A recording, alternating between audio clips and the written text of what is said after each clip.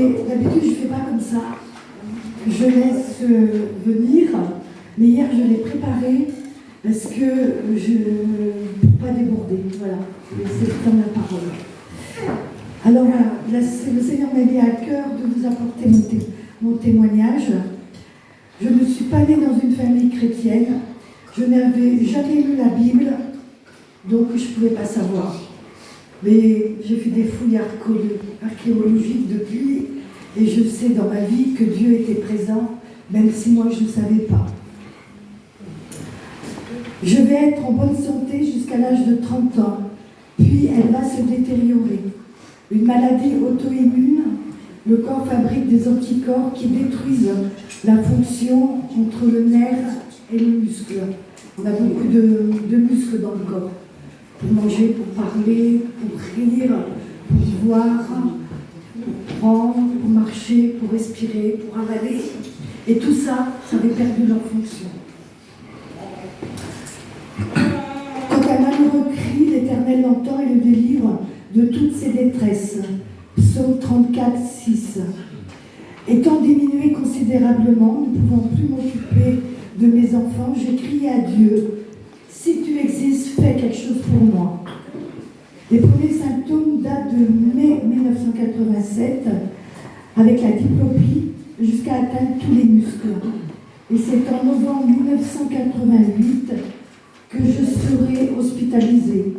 Je ne peux plus me nourrir, je ne peux plus respirer. Je vais être admise en soins intensifs et les médecins vont diagnostiquer la maladie et le verdict est myasthénie généralisée. Je ne sais pas s'il y a des médecins qui connaissent. Maladie incurable à vie, sans espoir d'avoir une vie nouvelle. On dit on va vous sevrer des machines. Je vivais sous respirateur artificiel et on me nourrissait par sonde gastrique. On va vous sevrer des machines, mais vous ne pourrez plus jamais avoir une vie normale. Une vie normale d'aller me promener, de parler avec des amis, de faire mon ménage, plus rien. Et c'était le vrai verdict de la médecine, mais pas de Dieu.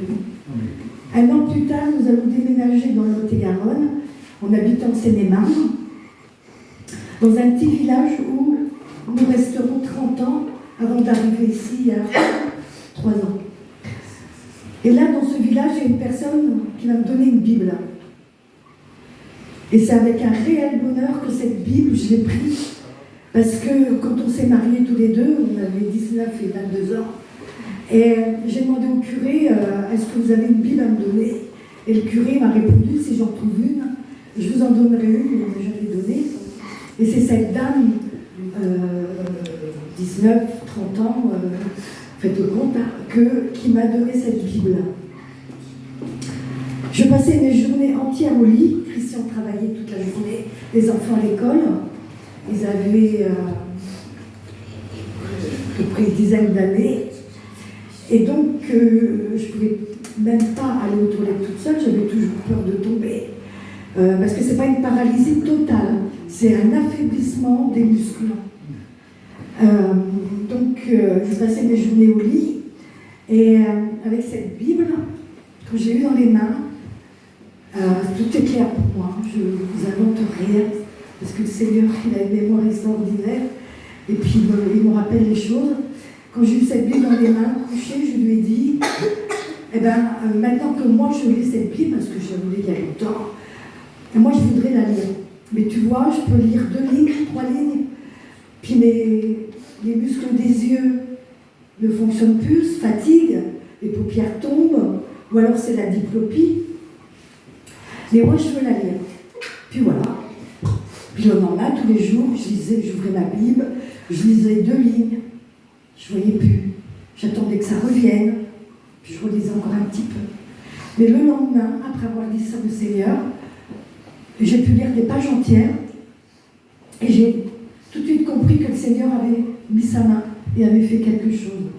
Je ne suis pas entourée de chrétiens, je suis avec la Bible et avec Dieu, et personne pour me conseiller, ou pour prier avec moi, ou pour pouvoir m'aider.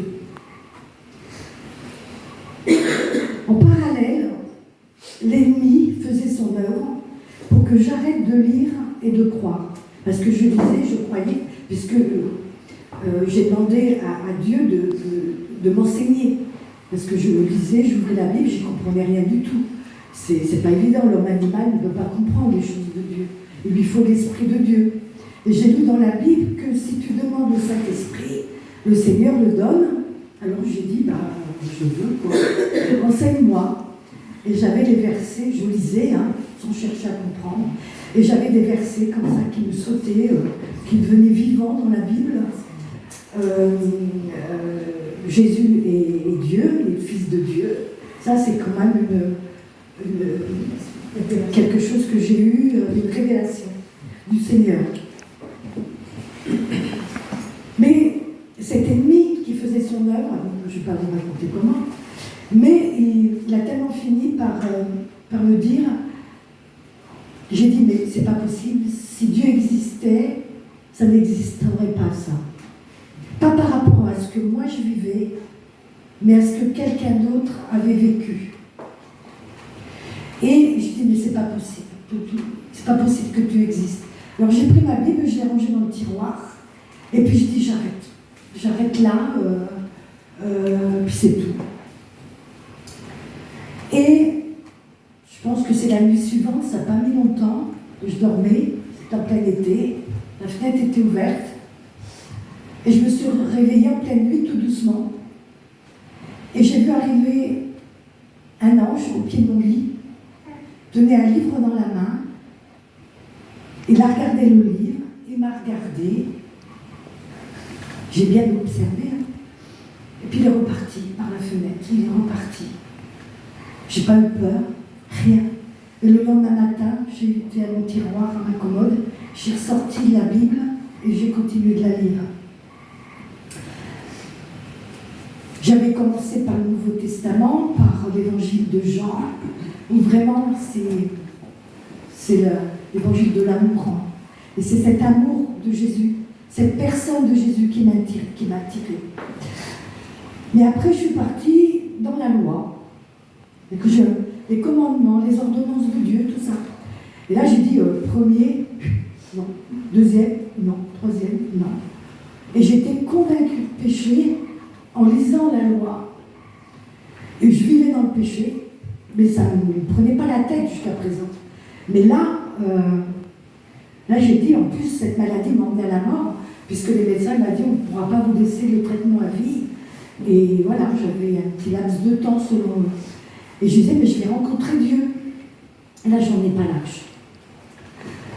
J'ai commencé à me repentir, à confesser mes péchés, à vraiment...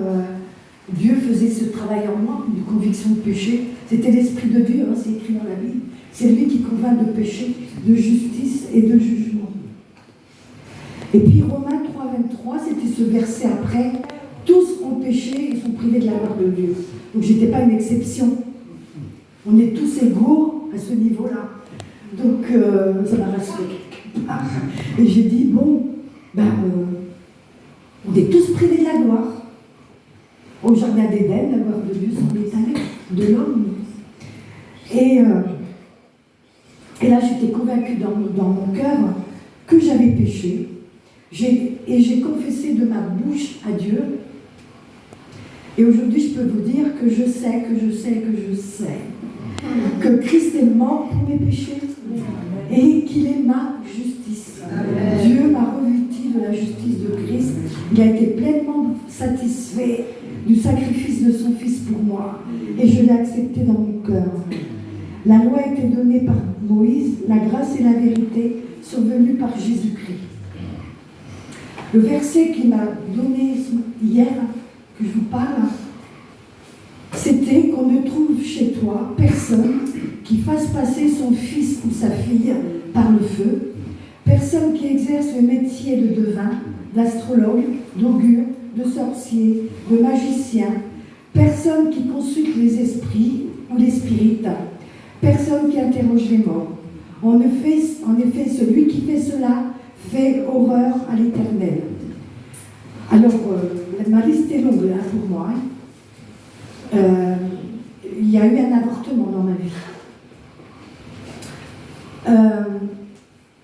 j'allais voir des voyantes. Et puis moi, je m'amusais aussi avec les cartes, les tarots. Mais je m'amusais, je ne pense pas que j'ai sorti quelque chose de tout ça. Mais il y a eu des conséquences. J'allais voir les astrologues. Quand on est malade comme ça et qu'on a tout perdu, on cherche une solution quelque part. Qui consulte les esprits. Quand mon papa est mort, j'ai voulu m'amuser à faire tourner les verres, je ne sais pas quoi. Et ce qui fait que il y a... J'ai cru qu'à l'époque c'était mon père, et depuis je sais que c'est un mensonge. Amen. C'était pas mon père, c'était un démon. Donc j'avais ma liste aussi là, et l'Esprit de Dieu, hein, ça s'est passé tout en même temps presque. Convaincu de péché, confessé, et tout de suite derrière. Et là, bien que avant je me lisais dans la Bible, mais je disais non, Satan n'existe plus, tout ça, ils sont gentils ces gens-là. Mais là, à ce moment-là, ça a été une révélation de l'Esprit de Dieu, et j'ai dit, mais c'est écrit dans la Bible, tu le lis, c'est vrai, parce que toute la parole est inspirée de Dieu et utile pour enseigner, pour corriger, pour convaincre. Et immédiatement, j'ai été délivrée. Et au moment où j'ai été délivrée de tout ça, le Seigneur est venu dans ma chambre. J'ai vu, avec mes yeux maintenant spirituels, plus charnels, j'ai vu et j'ai entendu me parler et me dire « Je t'aime d'un amour inconditionnel. Tu n'as pas besoin de faire pour être aimé. » Et puis après, j'ai vu, il montait, il était vêtu d'un vêtement très très brillant. Il m'a dit maintenant suis-moi. Et quand j'espère que vous allez bien comprendre la suite. Quand le Seigneur vient habiter en nous par son esprit, il dépose de nous une vie en abondance. Jean 10 dit, le voleur ne vient que pour dérober, égorger, détruire. Mais moi je suis venu afin que les brebis aient la vie et qu'elle soit dans l'abondance. En Adam, on avait pris la malédiction, la partie du jardin d'Éden, la maladie rentrée, la mort, les guerres, etc., etc. Et en Jésus-Christ maintenant, quand il vient habiter en nous, il nous donne une vie nouvelle et nous revêt de lui. C'est-à-dire qu'on n'a plus le menton de la malédiction, la nature adamique, mais on a la nature de Jésus. Nous sommes bénis, nous sommes guéris, nous sommes prospères, nous sommes riches. Mais ça, je ne savais pas. J'étais ignorante de tout ça. Maintenant, je peux en parler, mais il y a 30 ans, je n'en savais rien. Ce qui fait qu'il est l'ennemi, quand Christ est rentré en moi, je suis allée dans mon jardin, j'ai trottiné et tout. Je me disais, mais il vient de se passer quelque chose. Mais quoi? Je ne sais pas. Et puis après, je commençais à vivre avec l'esprit, à l'entendre me parler. C'était mes premiers pas. Et là, de dire, mais je suis guérie. Et je ne peux plus toucher la Cotorep, donc je vais écrire une lettre à la Cotorep, aux caisses d'allocation familiale, pour leur dire, je n'en veux plus, je suis guérie. Je l'ai fait, j'ai même été poster ma lettre toute seule, qu'avant j'aurais jamais été marcher de l'autre côté de la place du village. J'ai posté la lettre. Mais l'ennemi m'a fait peur et il est venu me voler. Ce qui fait que la lettre a été récupérée et la maladie après est revenue en plein. Où j'ai failli mourir X fois, parce que, mais le Seigneur a toujours été très très près de moi. Et moi j'ai continué à lire, à étudier la Bible, et c'est pour ça que je suis comme ça aujourd'hui. Amen. Amen. Voilà. Le Seigneur a tellement été puissant envers moi. Il a permis que je pousse ce cri. Si tu existes, fais quelque chose pour moi. Sa puissance m'a maintenue en vie. Je suis morte 3 fois. Il n'a pas permis de me reprendre. Sa puissance a touché mes yeux pour que je puisse lire ma Bible. Il est mon berger. Il m'a soigné, il m'a guéri. Il m'a délivré. En 2020, j'ai eu le Covid, quand on était au jeûne et prières de Porte Ouverte à Mulhouse. Et chez moi, ça a été un véritable désastre. Ce qui fait que je suis arrivée en réanimation, ils m'ont plongée dans le coma. Et les médecins m'ont ramenée 2 fois. Mais ces 2 fois où je suis partie, la première fois, je me suis vue en bas, encore en bas, les médecins autour, et j'ai eu peur. Je me dis, mais qu'est-ce qui se passe? Je ne savais pas où j'étais, ni rien. Mais là, c'est pas grave d'avoir peur. On peut avoir peur. Combien de fois, le Seigneur dit, n'aie pas peur. Et à ce moment-là, il est venu à ma rencontre, il m'a dit, n'aie pas peur. Puis il m'a emmené un petit peu plus loin. Et là, il m'a rempli du psaume 23, qui était mon berger, qu'il allait combattre pour moi. J'avais beaucoup d'ennemis à l'époque, puis après, mais qu'il allait combattre pour moi. Puis il dit, toi, tu restes dans le repos. Moi, je combats pour toi. Puis il m'a mis encore plus loin, où j'ai vu cette porte couverte d'or, par terre pareil. Mais à ce moment-là, les médecins m'ont ramené, donc je n'ai pas pu rester dans le ciel. Et je regrette beaucoup. Parce qu'il m'a émergé dans l'amour. Je pense que je peux vous dire que si vous avez placé votre confiance en Jésus pour vous sauver, c'est ça qui vous amène au ciel, c'est rien d'autre. Les œuvres vous suivent. Et vous ne précèdent pas. On va direct dans la présence de Papa. Et on apprend à connaître vraiment ce Papa qui nous aime et qui veut nous protéger. Ce que j'aimerais vous dire, c'est que Dieu a fait sa part en nous. Notre part est d'ouvrir notre Bible, de la lire et de le rechercher de tous nos cœurs. Il est l'auteur de la Bible. Et vous allez le rencontrer. C'est un Dieu d'amour qui vous fait aucun reproche. Mettez-vous en marche. Il nous a ouvert le chemin pour que nous marchions à sa suite. Personne ne pourra faire le pas à votre place. Il n'y a pas longtemps, j'ai eu une photo. C'est un tout petit chien, pas plus gros que celui qu'on a, là, le petit bébé. Et il poursuivait, je ne sais plus si c'est un rhinocéros ou un hippopotame, le poursuivait.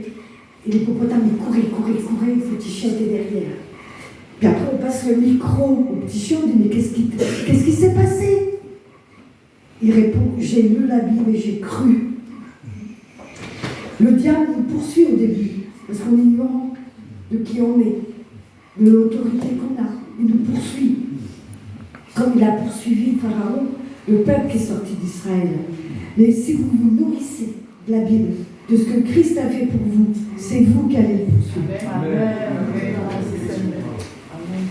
Alors j'écris, c'est un peu plus détaillé, j'en ai amené plusieurs. Si vous le voulez, je suis à votre disposition. Amen. Amen.